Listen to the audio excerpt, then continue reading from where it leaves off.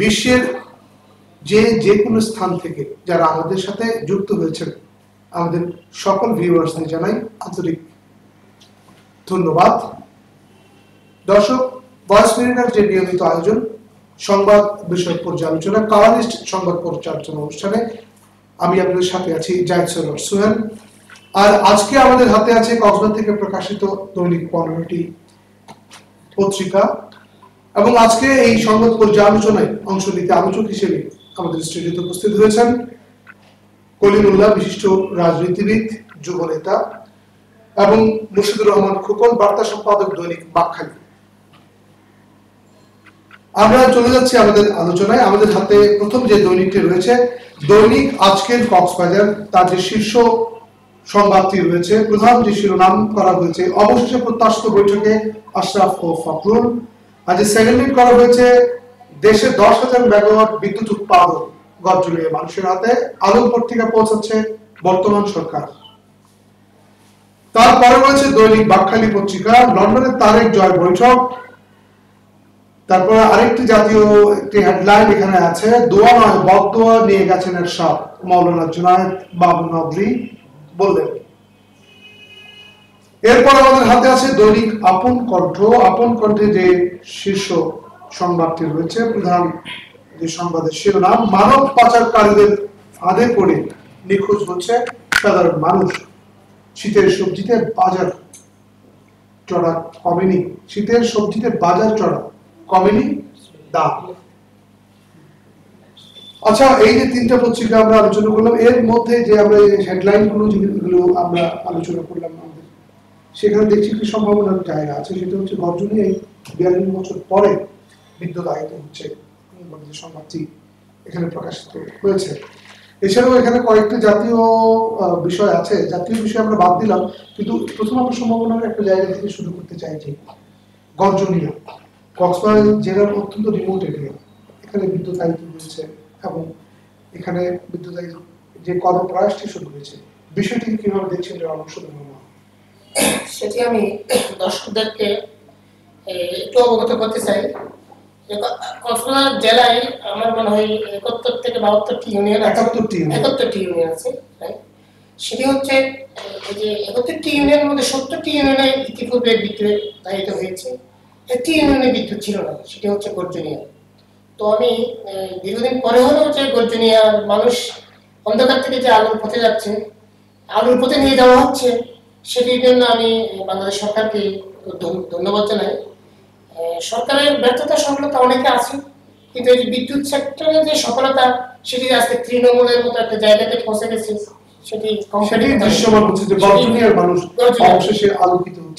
অন্ধকার থেকে মানুষ আলোতে যাওয়ার যে গল্প, এই গল্প আমাদেরকে অবশ্যই আশান্বিত করে, আগামী নতুন একটি দিনের ইঙ্গিত দিচ্ছে। আমরা ধন্যবাদ জানাই সংশ্লিষ্ট সকলকে, ধন্যবাদ জানাই সরকারকে।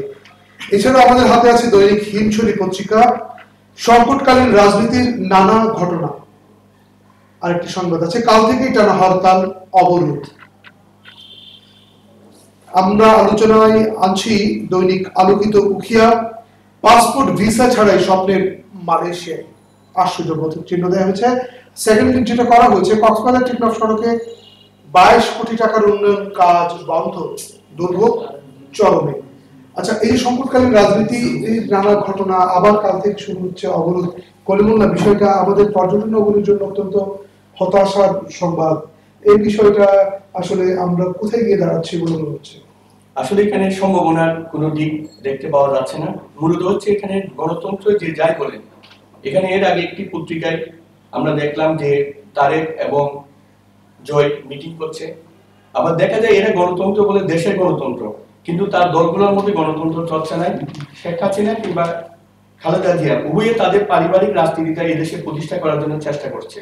ফলে এরা মনে করছে এই 5 বছর আওয়ামী লীগ গিয়েছে, আগামী 5 বছর আমরা যাব। এতে দেখা যায় ক্ষমতায় যে পালা বদল, এটাতে প্রতি বছরই আমাদের সমস্যা হচ্ছে। এতে জনগণের যে দাবি, কৃষক, শ্রমিক, মেহনতি মানুষ, তাদের যে দাবি, কোনো দাবি এখানে আসছে না। শুধুমাত্র কিভাবে যে তোমাকে 5 বছর জনগণ দিয়েছে, এবার আমাকে ক্ষমতা পরিবর্তনের যে রাজনীতিটা হচ্ছে, এই কারণে মানুষের দুর্ভোগ চরমে। কিন্তু মানুষ কিন্তু এর বাইরে আনতে হবে, এর বাইরে তো মানুষ যাচ্ছে না, যেতে পারছে না। আপনি যাই বলেন, এটা হচ্ছে কি রাজনীতি ভাষা, মানুষ মাত্রই রাজনীতিক জীব। আপনি যাই বলেন, আপনি রাজনীতি বাইরে যেতে পারেন, রাজনীতি এদেশে অর্থনীতি, সমাজ এবং মূলত আমাদের অর্থনীতি নিয়ন্ত্রণ করে রাজনীতি। এবং আমাদের যে মার্কসিজম ভাষায় যেটা বলা হয়, রাজনীতি হচ্ছে কি অর্থনৈতিক সমস্যার গণিত বহিঃপ্রকাশ। যে অর্থনীতি অবশ্যই রাজনীতি অঙ্গাঙ্গী পরিচিত, যার কারণে একজন পর্যটককে আমরা বলতে পারি যে পর্যটক ব্যবসায়ীরা কোটি কোটি টাকা এখানে বিনিয়োগ করার পরে তারা বর্তমানে হতাশায় ভুগছে। এখানে পর্যটক আসছে না, না আসার ফলে এখানে হাজার হাজার মানুষ বেকার করছে।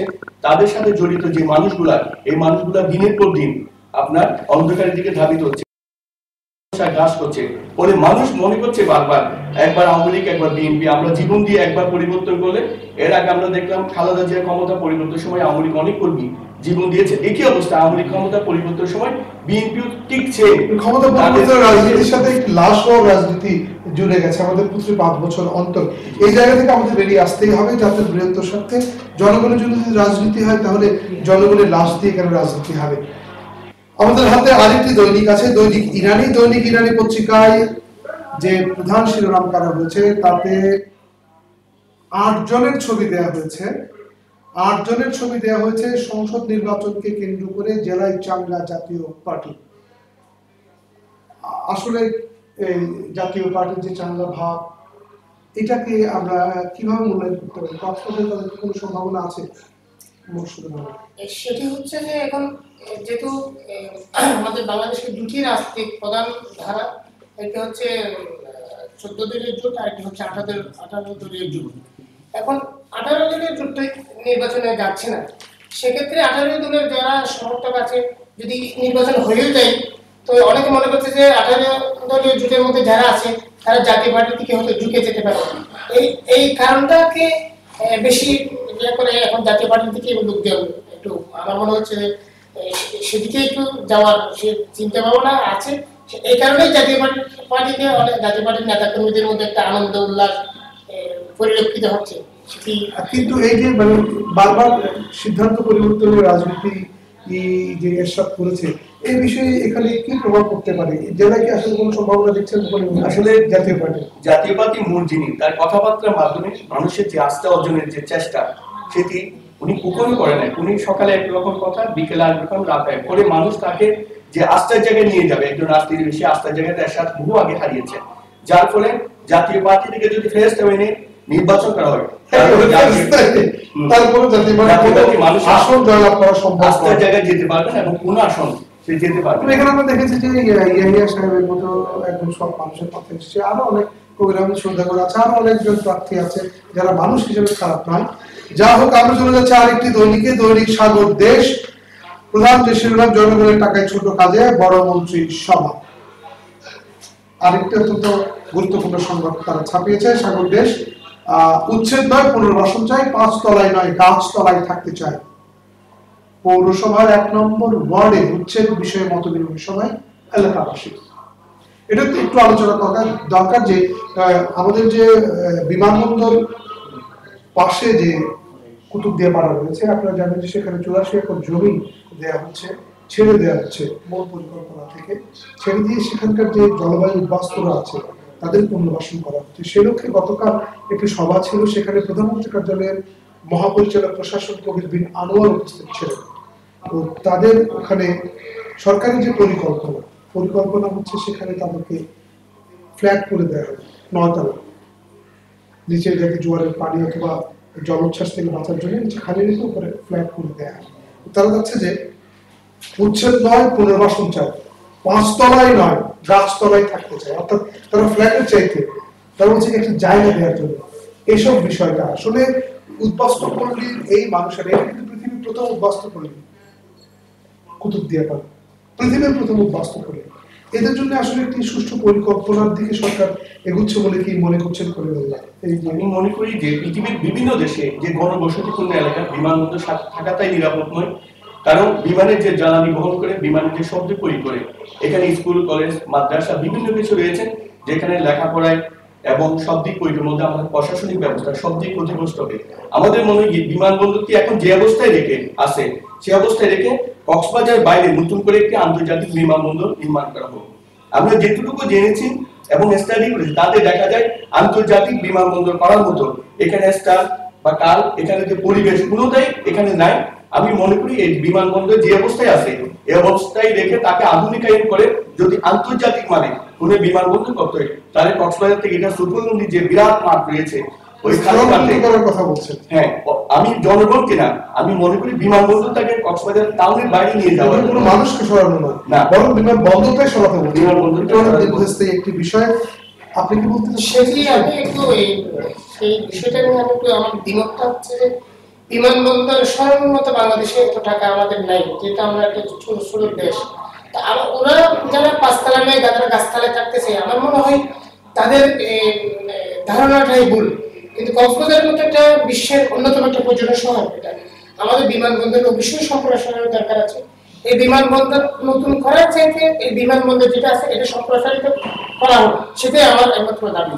আর যারা পাঁচতলায় যারা গাছতলায় থাকতে যাচ্ছে তাদেরকে বুঝিয়ে অন্যত্র যদি সরিয়ে নেওয়া যায়, আমার মনে হয় সেটি বেটার হবে। তবে যাই বলুন, সরকার কিন্তু একটি সিদ্ধান্ত নিয়েছে, যেখানে বারবার সব জায়গায় উচ্ছেদ করছে জায়গা খালি করার জন্য, সেখানে সরকার উচ্ছেদ নয় পুনর্বাসনের সিদ্ধান্ত, এটিও জনতার একটা বড় বিজয় এবং সরকারের এই সিদ্ধান্তটি অবশ্যই কল্যাণকর। এই জন্য আমরা সকলকে ধন্যবাদ জানাই। তবে আমরাও চাই যে দ্রুত সময়ের মধ্যে সবকিছু বাস্তবায়িত হোক।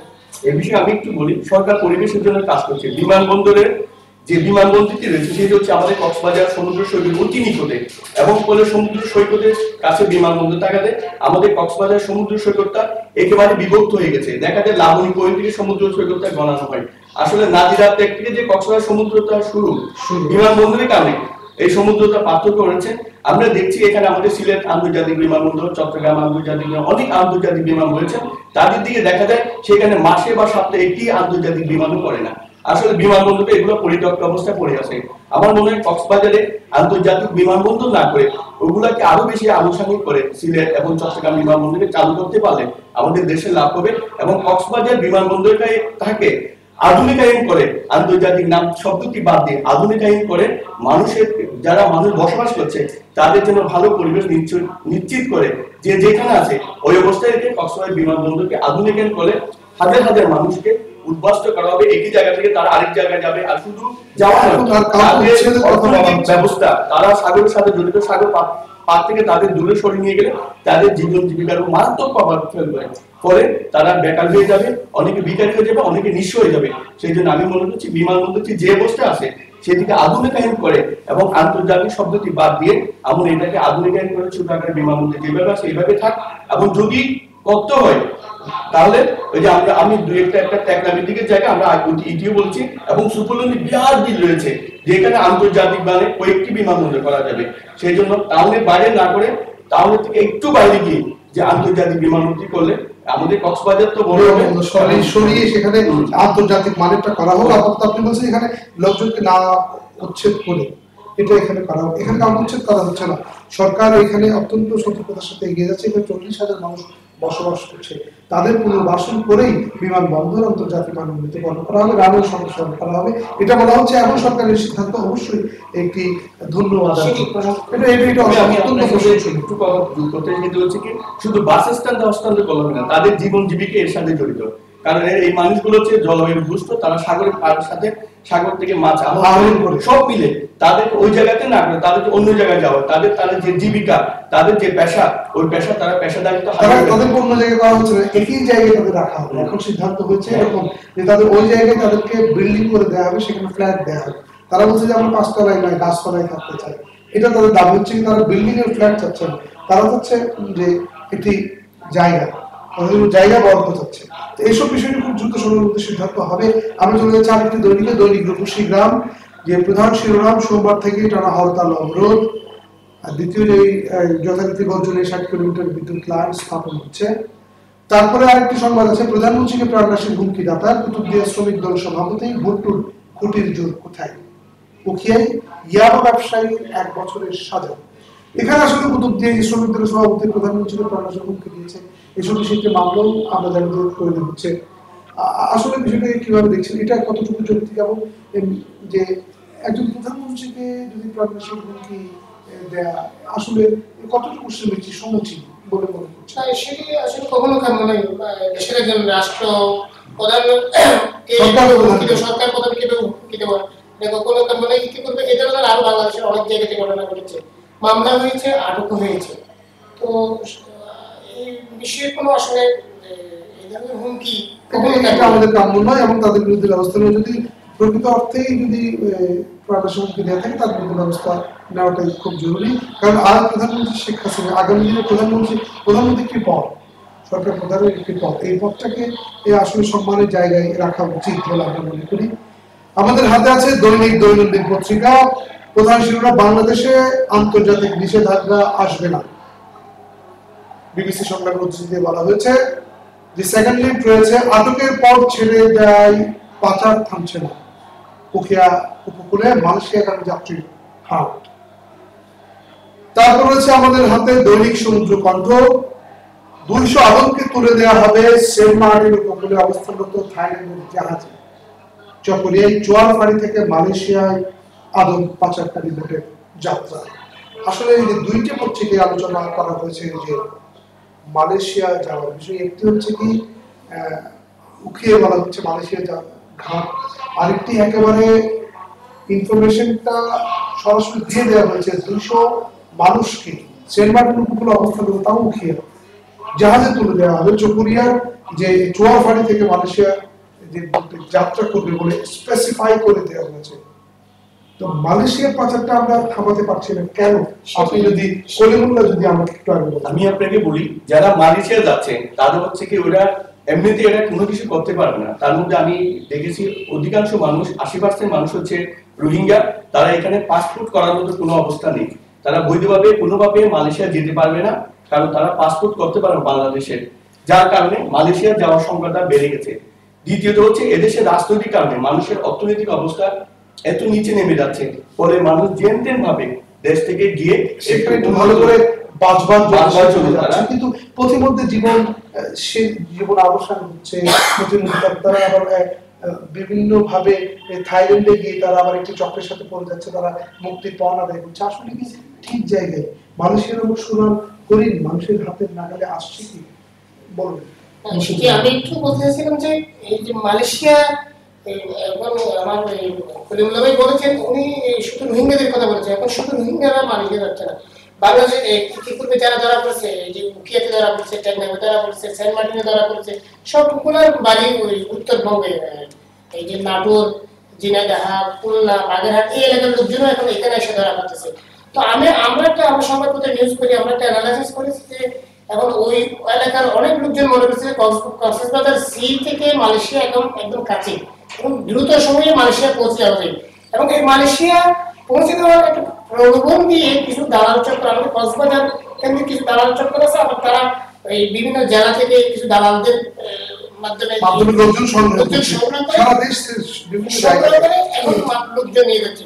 আমার এই সাজেশনটা হচ্ছে যে যারা দালাল বারবার মালয়েশিয়ার লোকজন ধরা পড়ে, দালালেরা ধরা বাইরে চলে যায়। এইসব দালালদের বিরুদ্ধে যতদিন আইনি পদক্ষেপ নেওয়া হয়নি, আমার মনে হয় এইসব দালালদেরকে ধরে এরা এই যে বঙ্গোপসাগর জলদস্যুর চাইতে ভয়ঙ্কর। আমার যেটা মনে হচ্ছে এই দালালরা বারে বারে মানব পাচার, মানবদেরকে আনে সমুদ্রের মাঝপথে গিয়ে ডুবিয়ে দিচ্ছে, জিম্মি করে টাকা আদায় করছে, এটা সাংঘাতিক ভাবে ভয়ঙ্কর। আমার মনে হচ্ছে যে এইসব দালালদের শীঘ্রই দ্রুত আইনি ব্যবস্থা নেওয়া দরকার। দৃষ্টান্তমূলক শাস্তি হচ্ছে না বলে কিন্তু এই দালালি আমি আরেকটি বিষয় যোগ করতে, সেটা হচ্ছে মানুষ যে রাস্তাটি আবিষ্কার করেছে, আমার মনে হয় সরকার এটা নিয়ে চিন্তা করা দরকার, কিভাবে এরা যেহেতু কম করেছে মালয়েশিয়া যেতে পারতেছে, যদি সরকার বৈধভাবে পাসপোর্টের মাধ্যমে বিমানে না গিয়ে সরকার তো করেছে 40,000 নৌপথটা যদি যেহেতু নৌপথটা চালু হয়েছে বা সাগর পথটা, ওই পথটা নিয়ে যদি গবেষণা করা হয়, তাহলে আমার মনে হয় যে কিভাবে যাচ্ছে এটা নিয়ে সরকার একটু গবেষণা। এখানে আমরা একটু বলে রাখি যে এখান থেকে বাংলাদেশ থেকে সরাসরি সাগর পথে মালয়েশিয়ার কোনো সাগর পথ বা নৌপথ নাই। এখানে যেতে হয় থাইল্যান্ড হয়ে, থাইল্যান্ড পর্যন্ত যাওয়া যায়। থাইল্যান্ডে সেখানে মুক্তিপণ আদায় করছে। থাইল্যান্ড পর্যন্ত পৌঁছানোর পরে সেখানে আত্মীয় স্বজনের কাছে ফোন করা হয় যে তোমার এই আত্মীয়কে এখানে জিম্মি করে রাখা হয়েছে, এখন থেকে এত টাকা দিতে হবে। তাহলে দেখেন এখান থেকে যাচ্ছে প্রথমে একটি টাকা দিয়ে, তারপর থাইল্যান্ড গিয়ে সেখানে আবার মুক্তিপণ, অথবা সাগর পথে যাওয়ার সময় যে জীবনের সুনীল সমাধি হতে পারে, অথবা মৃত্যু, সব মিলিয়ে আসলে মালয়েশিয়ার বিষয়টা আমাদের যে যারা যেতে চাচ্ছে তাদেরও এক ধরনের সতর্কতা দরকার। শুধুমাত্র আমি সেখানে আইন দিয়ে বন্ধ করা যাবে না, মানুষ যদি সচেতন না হয়। এবং এক্ষেত্রে বলা যায় যে সরকার 40,000 টাকা মালয়েশিয়া যাওয়ার ব্যবস্থা করেছে, কিন্তু তা খুব অপ্রত। মানুষের যে যতটা যেতে যায় তার চাইতে তার তুলনায় চাহিদা খুব মানে চাহিদার তুলনায় খুব কম মানুষ নিয়ে যাওয়া হচ্ছে বৈধভাবে। এটাও একটা কারণ হতে পারে। আমরা আশা করছি যে মালয়েশিয়ার পাচারের নামে প্রাণহানি বন্ধ হবে। আমাদের হাতে আছে দৈনিক সৈকত, প্রধান যে শিরোনাম, আওয়ামী লীগের চমক মিশন ব্যর্থ, আর যথারীতি এখানে গর্জনের স্বাধীনতার 42 বছর পর বিদ্যুৎ সংযোগ। এখানে প্রধানমন্ত্রীকে প্রাণনাশের হুমকি, কুতুবদিয়া উপজেলার চেয়ারম্যান সহ 4 বিএনপি নেতার বিরুদ্ধে এজাহার। ওই যেটা আমরা আলোচনা করছিলাম, যেখানে কুতুবদিয়া উপজেলার চেয়ারম্যান উনি বিএনপি নেতা নূর হোসেন চৌধুরীকে সহ আসামি করে এজাহার দেওয়া হয়েছে। আমাদের হাতে আছে দৈনিক আমাদের কক্সবাজার। দৈনিক আমাদের কক্সবাজার পত্রিকার প্রধান শিরোনাম, দুর্নীতিবাজ বিট কর্মকর্তাকে ক্লোজ করা হলেও তার সহযোগীরা থেমে নেই। এটা পাহাড় কাটা নিয়ে সংবাদ করেছে। আরেকটি, চকুরে কবিরাজদের ফাঁদ, ভুয়া খেতাব দিয়ে আকর্ষণীয় পোস্টারে। আসলে এই যে আমাদের কক্সবাজারে যে সংবাদটি এসছে যে ভুয়া কবিরাজ, শুধু কবিরাজই কি ভুয়া, চিকিৎসকরাই ভুয়া, তাহলে স্বাস্থ্য নিয়ে আমাদের একেবারেই ছিনিমিনি। এসব বন্ধে যে কার্যকরী পদক্ষেপ যেভাবে নেওয়ার কথা সেভাবে নেওয়া হচ্ছে কি? আপনি সাংবাদিক হিসেবে আপনার দৃষ্টিভঙ্গি মূল্যায়ন কি? সেটা হচ্ছে যে এইগুলো আমার মনে হচ্ছে এগুলো ব্যবস্থা নেওয়া দরকার। এই কবিরাজরা একদম লোকাল কতগুলো পত্রিকায় একদম লোভনীয় কতগুলো অফার দিয়ে মানুষকে কাছে টেনে নেয়, এবং সে জানে না যে সে কাছে গিয়ে সে জানে না যে সে যে প্রতারণার শিকার হলো। একদম চমৎকার চমৎকার লোভনীয় অফার দেয়। সে বলে যে সব রোগে তারা চিকিৎসা করে, কিন্তু আসলে কোনো রোগে তারা চিকিৎসা করে না। কতগুলো আমরা অনেক আমি যখন ছোটবেলায় যখন আমি রিপোর্টিং এর কাজ শুরু করি, আমার শুরুতে তখন একটা আমার পত্রিকার একটা অ্যাসাইনমেন্ট ছিল আমাকে, একটা ঘরে গিয়ে সে কিভাবে ওষুধ তৈরি করে। আমি একদম দেখলাম যে ওই আটা আর ময়দার মধ্যে ওইগুলি ঘরের মধ্যে সিদ্ধ করে এরকম বড়ি তৈরি করতেছে। এবং আমি জিজ্ঞেস করলাম তার কাছ থেকে, একজন যারা শ্রমিক আছে তারা, বা এগুলি কি করে হয়, এগুলি ওই যে ফুড বিল্ডিং এ আমরা বড়ি তৈরি করে বিক্রি করে সেগুলি, তো এগুলি দিয়ে সব তারা বলে সব রোগের ওষুধ তৈরি হয়। তো এইসব কবিরাজদেরকে যত আটক করে যদি শাস্তিমূলক ব্যবস্থা নেওয়া না হয়, তাহলে এই লোকজন সারা জীবনে প্রতারণার শিকার হতে থাকে। আসলে এটা আমাদের কক্সবাজারে ভালো সংবাদ দিয়েছে, কারণ এরকম একটা আমাদের ফলো আপ দরকার সবসময়, যে ভুয়া কবিরাজ ভুয়া চিকিৎসক, আমাদের স্বাস্থ্য নিয়ে ছিনিমিনি খেলা দরকার। এটা আমরা এই বিষয়ে ব্যবস্থা নেওয়া দরকার। আর পাশাপাশি এখানে একটা কথা বলে রাখতে চাই যে আসলে এই কবিরাজদের কথা ভালো, ঔষধ ভালো, মানুষকেও কিন্তু সাবধান করতে হবে কবিরাজদের ফাঁদ থেকে। আমাদের হাতে আছে দৈনিক দেশ বিদেশ পত্রিকা। প্রধান যে সংবাদটি রয়েছে, শিক্ষার্থী অভিভাবকরা উদ্বিগ্ন, বিভ্রান্ত হচ্ছে অনেকেই। পিএসসি পরীক্ষার প্রশ্নপত্র ফাঁস। আর সেখানে দ্বিতীয় যে সেকেন্ড লিখতে করা আছে বক্স আইটেম, সোমবার থেকে টানা হরতাল অবরোধ। আসলে পিএসসি পরীক্ষার যে প্রশ্নপত্র ফাঁস, এইটি কোনোভাবেই ঠেকানো যাচ্ছে না। রাষ্ট্রযন্ত্র কত চেষ্টা করেও এই প্রশ্নপত্র ফাঁসের যে বিষয়টি, এটি ঠেকানো যাচ্ছে না। তাহলে আমরা মানে সামগ্রিক বিষয় নিয়ে তো একটু উদ্বিগ্ন অবস্থা বিরাজ করছে অভিভাবকদের পক্ষ থেকে। প্রকৃত কি ব্যবস্থা নেওয়া যায় বলে মনে করছেন? আমি মনে করি প্রশ্নপত্রটা তো জনগণ করে না বা মানুষ করে না, শিক্ষার্থীরা করে না, করে সরকার, এবং সরকারি কর্মচারীর মাধ্যমে এটি বিলি করে। আমার মনে হয় একটি দায়িত্বশীল যারা, তাদের মধ্য দিয়ে এই প্রশ্নগুলো আবার ঢাকা থেকে কক্সবাজার এইভাবে চলে আসে। আসলে এটা একটা সামান্য ইজি জিনিস, যেটি সরকার ইচ্ছে করলে একদিনের মধ্যে এগুলো দূর করতে পারে। যাদের হাতে প্রথমে প্রশ্নপত্র দেওয়া হয় বা যাদেরকে প্রশ্নপত্র করার জন্য দেওয়া হয়, এখানে বেশি লোক না, 10 থেকে 12 জন লোক জড়িত। এর মাধ্যমে এরা সরকারকে জমা দেওয়ার পরে এটি সরকারের তার গোপনীয়তার মাধ্যমে কক্সবাজার জেলা পরিষদ ওখানে আসে, ওখান থেকে এগুলো আসতে করে শিক্ষা অফিস থেকে এগুলো আসতে দিলে প্রত্যেকটা হলে করা হয়, পৌঁছে দেওয়া হয়। তাহলে এর ভিতরে আমার মনে হয় এখানে জনগণ বা অন্যান্য মানুষ কেউ জড়িত নেই, এখানে সরকারি কর্মচারী বা কর্মকর্তারা বিশেষ করে এরাই জড়িত। তাহলে এটি সরকার দ্রুত ব্যবস্থা নিলে এটা বের করে দেয়, এবং তাদেরকে দৃষ্টান্তমূলক শাস্তি না দিলে এটি বারবার হবে। এবং আমরা প্রতিদিন শুনি এসেছি প্রশ্নপত্র ফাঁস, অমুক পরীক্ষা, এই ফাঁস ঘটনা আমাদের দেশে এখন নিত্য নৈমিত্তিক ব্যাপার হয়ে দাঁড়িয়েছে। সরকার ইচ্ছা করলে আন্তরিক ভাবে যদি করা হয়, তাহলে এগুলা সহসা এটা দূর করা যায়। এবং মানে অর্থাৎ প্রশ্নপত্র ফাঁস হচ্ছে, আর এখন ফাঁস হতে হবে যে কারা প্রশ্নপত্র ফাঁস করছে তাদের বিরুদ্ধে নেওয়া হোক আইনানুগ ব্যবস্থা। আমাদের হাতে আছে দৈনিক সমুদ্র বার্তা। প্রধান যে শিরোনাম, কোন শক্তি নির্বাচন প্রতিহত করতে পারবে না নাসিম। আর যে সেকেন্ড লিড রয়েছে, সংলাপ হোক আর না হোক বিএনপি নির্বাচনে আসবে ওবায়দুল কাদের। আচ্ছা, রাজনীতিবিদ হিসেবে কলিমুল আপনি বলুন তো, ওবায়দুল কাদের এত নিশ্চয়তা দিয়ে বলছে কেন যে বিএনপি নির্বাচনে আসবে? এবং গতকাল মধ্যরাতে একটি সংলাপের কথা জানি যেটি মির্জা ফখরুল তিনি স্বীকার করেনি, অবশেষে আজকে হান্নান শাহ বলেছে যে আলোচনা হয়েছে এমপি নিজামের বাসায়, আলোচনা হয়েছে, তবে ফলপ্রসূ কোনো আলোচনা হয়নি। তাহলে কি দুই দলের মধ্যে নির্বাচনে যাওয়া একটি প্রক্রিয়া অথবা একটা সমঝোতার প্রক্রিয়া শুরু হয়েছে কিনা? আমি আপনাকে মনে করি আমাদের দেশে যদি সুষ্ঠুভাবে ইলেকশনটা না হয়, দুইজন অংশগ্রহণ, তাহলে আমাদের কাছে তিনটি বই থাকে। প্রথম বই হচ্ছে এই দেশে যে নির্বাচনটা আন্তর্জাতিকভাবে গ্রহণযোগ্য হবে না, এবং এর মধ্য দিয়ে আওয়ামী লীগ যেভাবে ক্ষমতায় গ্রহণ করতে চাচ্ছে ঠিক যেভাবে বিরোধী ক্ষমতায় যেতে চাইবে। এক, দ্বিতীয়ত হচ্ছে তৃতীয় শক্তি আমাদের যারা, তারা একেবারে নিয়মতান্ত্রিক ভাবে চলে আসতে পারে অরাজকতার নাম দিয়ে, বিভিন্ন নাম দিয়ে। আর তৃতীয় হচ্ছে আওয়ামী লীগের মধ্যে যদি বিরোধী দলকে প্রধান বিরোধী নির্বাচনটা করা যায়, তাদের মধ্যে একটা ফেসিজম জন্ম হবে, সে বলবে আমি ভাবে নির্বাচনটা করে ফেলতে পারবো। আবার যদি নির্বাচনও না হয়, তাহলে দেশে এমন একটা সাংবিধানিক যে শূন্যতা দেখা দেবে, যার ফলে এদেশে আরো বেশি অরাজকতা তৈরি হবে। পরে তৃতীয় শক্তি আসা পথটা আরো সোজা হবে। এখন আমাদের যেটি দরকার সেটি হচ্ছে সমঝোতা। সমঝোতার পথটি একমাত্র সমঝোতা হতে হবে সেটা হচ্ছে দুই দলের ভিতরে। এখানে মানুষ কিন্তু এদের যে রাজনৈতিক যে টানাপোড়েন, যে ক্ষমতার লড়াই, এখানে মানুষের কোনো লড়াই না, শুধুমাত্র ক্ষমতার লড়াই। এই ক্ষমতার লড়াইয়ে মানুষ তপ্ত বিরক্ত হয়ে গেছে। এখন থেকে আপনাকে সাথ দিতে হবে। সাথ দিয়ে আমার মনে হয় নির্বাচনটা করা হোক। এই নির্বাচন এখন মিডিয়ার যুগে গ্রহণযোগ্য নির্বাচন সবাই আসুক, এটাও প্রত্যাশা করি। নির্বাচনটাও ক্রেডিবল হোক। আমাদের হাতে সর্বশেষ যে দৈনিকটি আছে, দৈনিক কক্সবাজার, ডাকাতরা বেপরোয়া আতঙ্কে পর্যটকরা, এক সপ্তাহের ব্যবধানে মেরিন ড্রাইভ সড়কে দুবার গণডাকাতি। আরেকটি আছে উখিয়ায় সাত ঘাট দিয়ে চলছে মালয়েশিয়ায় আদম পাচার। আরেকটি সংবাদ আছে পানিসরা ঢালায় আবারও ডাকাতি। এবং যে সংবাদটি আমাদের খুব পীড়া দেয় যে কক্সবাজার বিমানবন্দর এখন ইয়াবা পাচারের নিরাপদ রোড। আসলে গত পরশুদিন ইয়াবার চালান স্টেশন থেকে আটক করা হয়েছে। আরেকটি বিষয় বলা হয়েছে যে পর্যটন মৌসুম আসছে, এখন যদি ডাকাতির ঘটনা ঘটে। আমি যেটা দেখেছি ডাকাতির চেষ্টা হয়েছে হিমছড়িতে, পর্যটক বাহিনী বাসে ডাকাতিটা করতে পারেনি, কিন্তু এখন থেকে যদি আমরা এর প্রতিরোধের ব্যবস্থা না নেই, তাহলে আগামী পর্যটন মৌসুমে যদি দু একটি ঘটনা এগুলো মিডিয়াতে চলে আসে, তাহলে পর্যটনের তো সীমাহীন ভাটা পড়ার সম্ভাবনা আছে। তার মধ্যে দিয়ে কক্সবাজারের পর্যটন অনেকটা ব্যাহত হবে। আর কিভাবে দেখছেন বিষয়টা?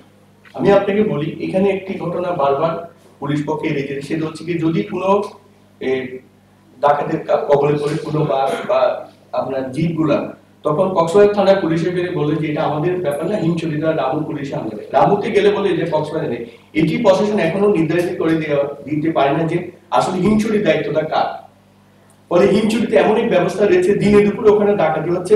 এবং কারা ডাকাতি হচ্ছে? যারা কক্সবাজারের সম্মানিত অতিথি যারা আমাদের এখানে বেড়াতে আসেন, তারা যে ডাকাতি হচ্ছে, এদের নিরাপত্তা আমরা দিতে পারছি না।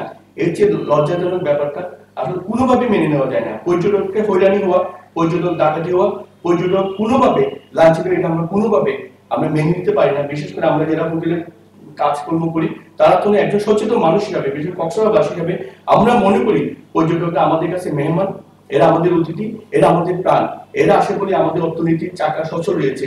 তা আমি মনে এমন কোনো কাজ করা আমাদের উচিত হবে না যে পর্যটক গাড়িতে ডাকাতি করা, ইট পার্কের তোলা, এবং তাদেরকে অনেকটা শুধু জিপ মাইক্রো ডাকাতি না, অর্থনৈতিক ভাবে রুমে বা আমাদের দায়িত্ব পর্যটকদের নিরাপত্তা দেয়া, সেখানে তাদের কাছ থেকে কেড়ে নেওয়া নয়। তারা এখানে আসবে, আনন্দ করবে, তা আমাদের স্থানীয় অর্থনৈতিক সচল হবে, আমরা স্বাবলম্বী হবো। আর হচ্ছে কি আরেকটি যে সংবাদ, আমাদের ইয়াবা পাচার হচ্ছে বিমান দিয়ে, এটি নতুন পথ। আগে সাগর পথে যেত, প্রথমে সড়ক পথে, তারপরে নৌপথে, সাগর পথে, এখন আকাশ পথে যাচ্ছি। তাহলে ইয়াবার আগ্রাসন যদি বন্ধ করা না হয়, তাহলে আমরা জাতি হিসেবে লাল থেকে লালতর হয়ে যাচ্ছি। এই জায়গাটিতে আমাদের সাংবাদিক হিসেবে আপনাদের যে দায়িত্বটা রয়েছে, সেটি আপনারা কিভাবে বিবেচনা করবেন? আমি সেটি আলোচনা করার আগে আরেকটা ওই ডাকাতির বিষয়টা নিয়ে একটু যোগ করি। হিমছড়ি এরিয়াটা কার, সদরের না রামুর? এই বিষয়টা একটু বিতর্ক ছিল, কিন্তু আমার মনে হচ্ছে যে বিতর্ক না, যদি এটা তো আমাদের একটা টুরিস্ট পুলিশ আছে কক্সবাজারে, দুটি ডাকাতি হয়েছে, হয়নি এমন না। আমি যারা ডাকাতি শিকার হয়েছে, প্রথম যে গণডাকাতিটা হলো, সে যারা গণডাকাতি শিকার হয়েছে, আমি একজন টুরিস্টের সাক্ষাৎকার নিয়েছি। সে একদম কান কেঁদে ফেলছে, বলতে আমি আমার ডাকাতির পরে কক্সবাজার থানায় আসলাম, কক্সবাজার থানা আমাদের অভিযোগটা রিসিভ না করে রামুতে পাঠিয়ে দিল। কিন্তু এই কেমন কথা?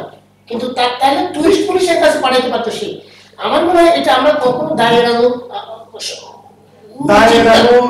উচিত না। পর্যটক আসে বলে আমাদের কক্সবাজারে আমরা আছি, আমাদের ডিমান্ডটা এত বেশি হয়, কিন্তু পর্যটকদের নিরাপত্তার বিষয়টা যদি আমরা এনশিওর করতে না পারি, তাহলে আমাদের এই কক্সবাজারে পর্যটক বিমুখ হয়ে যাবে। এটা অবশ্যই নিরাপত্তা জোরদার করা দরকার বলে আমি মনে করি।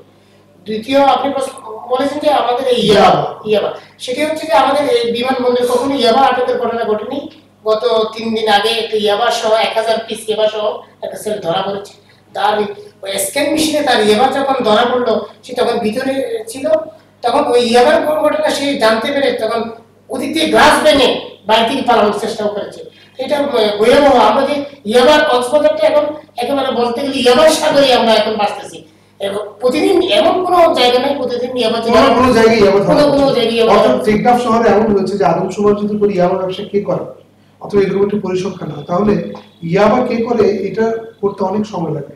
ইয়াবা ব্যবসা কে করে না সেটি সহজ না। সেটি হচ্ছে আমাদের এই যে অতিরিক্ত পুলিশ সুপার সদ্য যিনি বিদায়ী কক্সবাজার ছেড়ে গেলেন বাবুল আক্তার, সে একটা কথা বলেছিলেন যে কক্সবাজারে যদি ইয়াবা নির্মূল করতে হয় এবং ডাকাত জনদস্যু প্রতিরোধ করতে হয়, কক্সবাজারের পুলিশগুলো সবগুলো চেঞ্জ করে ফেলতে হবে।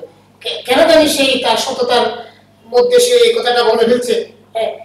আমি তার কথা শস্যের মধ্যে ভূত আছে, শস্যের মধ্যে এগুলি যতদিন আমরা দূর করতে পারবো না, ততদিন আমাদের এই ইয়াবা। আমি একটা জিনিস যোগ করতে চাই, সেটা হচ্ছে বাংলাদেশের সাথে ভারতের বিশাল সীমান্ত রয়েছে, কিন্তু বার্মার সাথে আমাদের মাত্র 60 থেকে 70 কিলোমিটার একটি জায়গা। আমার মনে হয় ভারতের দিয়ে ইয়াবাটা বাঁচাবে না, শুধুমাত্র বার্মার দিক দিয়ে ইয়াবাটা বাঁচাবে, তাও পুরো টেকনাফের দিক দিয়ে না, সামান্য কয়েকটি পয়েন্ট দিয়ে এই ইয়াবাগুলো বাংলাদেশে এখানে আপাতত 8টি পয়েন্ট, এই 8টি পয়েন্টে আমাদের চেকপোস্ট বসানো, ভালো করে চেক করো, তাহলে শুধু কক্সবাজার নয় সারা বাংলাদেশে একদিনের মধ্যে ইয়াবা পাচার বন্ধ করা সম্ভব। কেন সরকার করছে না বা কেন করতে চাচ্ছে না বা প্রশাসন কেন আন্তরিক সেটা আমরা বুঝতে পারছি না। সাংবাদিকেরা প্রতিদিন লিখে যে 8টি পয়েন্টে ইয়াবা পাচার হচ্ছে, ওই 8টি পয়েন্টে যে আমাদের বিজিবি মোতায়েন করা হয়, আমাদের কাস্টম মোতায়েন করা, আমাদের গোয়েন্দা সংস্থা মোতায়েন করা হয়, তাহলে শুধু ইয়াবা বন্ধ হবে না। আমাদের দেশের যে সম্ভাবনা তরুণ প্রজন্ম, তাদেরকে ইয়াবার মাধ্যমে যেভাবে ধ্বংস করা হচ্ছে, তাদেরকে যেভাবে একেবারে অন্ধকার পথে দিকে ঠেলে দিচ্ছে, তা থেকে পুরা জাতিকে মুক্ত করার দায়িত্ব আমাদের নিতে হবে। আমরা কক্সবাজার থেকে ইয়াবা পাচার হই না, উকিয়া থেকে হই না, আপনার রামু থেকে হই না, কুতুবদিয়া থেকে হই না, শুধুমাত্র টেকনাফ উপজেলা থেকে পুরা টেকনাফ না 8টি পয়েন্টে, এই 8টি পয়েন্ট যদি আমরা করতে না পারি, জাতির একটা গুরুত্বপূর্ণ জায়গা, এই জায়গায় 8টি পয়েন্ট যদি আমরা এই ইয়াবা প্রতিরোধ করতে না পারি, তাহলে আমাদের স্বাধীনতা সার্বভৌমত্ব আমরা কি বুঝাই?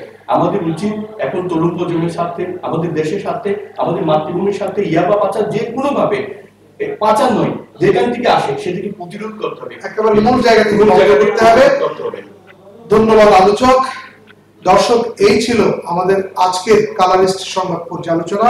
প্রায় 15টি দৈনিক নিয়ে আমরা আলোচনা করেছি। আলোচক যে যাদের আলোচনা রেখেছেন তার মধ্য দিয়ে যে বিষয়টি আমাদের প্রতিভাত হলো যে কক্সবাজার অযুত সম্ভাবনার একটি জায়গা, তবে আমাদের কিছু অসঙ্গতি রয়েছে, আর অসঙ্গতিকে পাশ কাটিয়ে আমরা এগিয়ে যাব।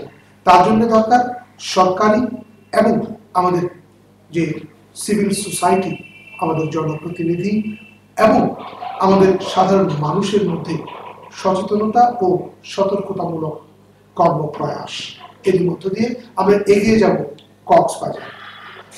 দর্শক, আপনারা বিশ্বের যে কোনো প্রান্ত থেকে যে কোনো মুহূর্তে আমাদের সাথে যুক্ত হতে পারেন। তার জন্য আমাদের ইন্টারনেট অপশনে গিয়ে লিখুন www.voicemarina.com। এতক্ষণ আমাদের সাথে থাকার জন্য ধন্যবাদ জানিয়ে শেষ করছি আমাদের আজকের আয়োজন।